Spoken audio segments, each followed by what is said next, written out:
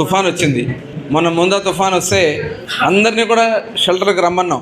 వచ్చిన వాళ్ళందరికీ 3,000 రూపాయలు గతంలో ఎప్పుడన్నా ఇచ్చారు? అసలు 3,000 రూపాయలు ఇవ్వడం, భోజనం పెట్టడం, వాళ్ళందరికీ కూడా రక్షణగా మనం నిలబడినటువంటి ప్రభుత్వం మమ్మల్ని అందరినీ రోడ్డు మీద నుంచి ఆ రోజు తుఫాన్ తీరం దాటేటప్పుడు నేను పోలాడదిప్ప గ్రామంలో ఉన్నా. ఫోన్ తుఫాన్ దాటింది, అప్పుడే తీరం దాటింది. మనం అట్లా ఉన్నాం. వాళ్ళు వచ్చేమో ఏం పెట్టారు, ఏం చేశారని చెప్పి డ్రామాలు ఆడుతూ ఉన్నారు. ఎంతమంది వస్తే అంతమందికి మనం చేసాం.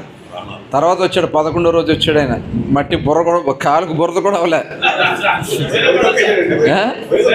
వరి తొక్కేసాడు ఇంకా పైకి వచ్చి. ఇంకా ఆయన చెప్తాడు, వచ్చి మాట్లాడతాడు. కాబట్టి ఇప్పుడు కూడా మనం మన నియోజకవర్గం, మన జిల్లాలో, మన మండలంలో 11,424 ఎకరాలు మనం చూసాం. దీనికి ఎకరాకి 10,000 రూపాయల చొప్పున కేంద్ర ప్రభుత్వం నుంచి మనకి నష్టపరిహారం ఇప్పించడానికి ముఖ్యమంత్రి గారు అనౌన్స్ చేసిన 11,42,00,000 రూపాయలు రావడానికి కూడా అవకాశం ఉంది. దిశగా మనం ప్రయత్నం చేద్దాం.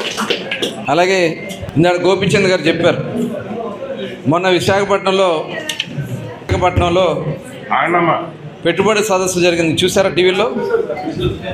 ఆ పెట్టుబడి సదస్సులో ఎన్ని కోట్లు వచ్చింది మనకి? ఆంధ్ర రాష్ట్రానికి 13 లక్షల కోట్ల రూపాయలు పెట్టుబడులు పెడతానికి మనకు వచ్చారు. అంత తేలిక రాలా.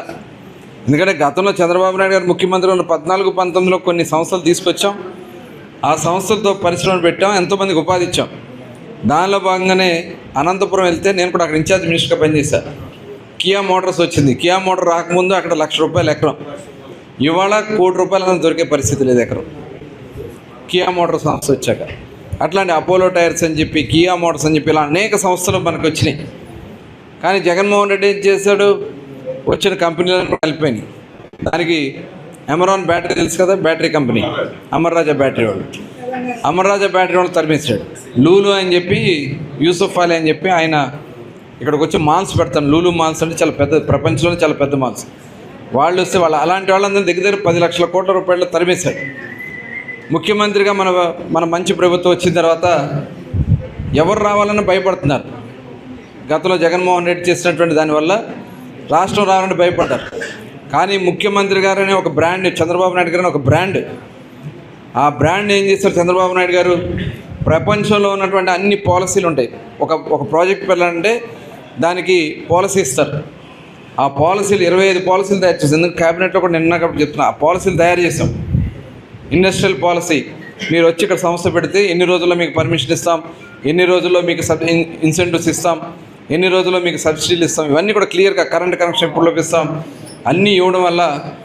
అలాగే కొన్ని రిఫార్మ్స్ కూడా చేసాం. రిఫార్మ్స్ అంటే చట్టాల్లో కొన్ని అవకతవకలు ఉన్నాయి, అన్నీ కూడా కరెక్ట్ చేస్తే అవన్నీ చేయటం వల్ల ఇవాళ పక్కన ఏ రాష్ట్రానికి వెళ్లకుండానే గూగుల్ లాంటి సంస్థ, ప్రపంచంలోనే గూగుల్ తెలుసు కదా, గూగుల్ ఏమో అందరూ ఫోన్లో గూగుల్ కొడతారా?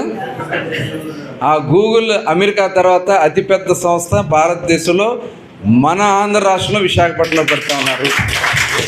అలాంటి సంస్థలు ఇవాళ చాలా సంస్థలు మనకు వచ్చినాయి. అంటే అది చంద్రబాబు నాయుడు గారు క్రియేట్ చేసినటువంటి ఒక బ్రాండ్.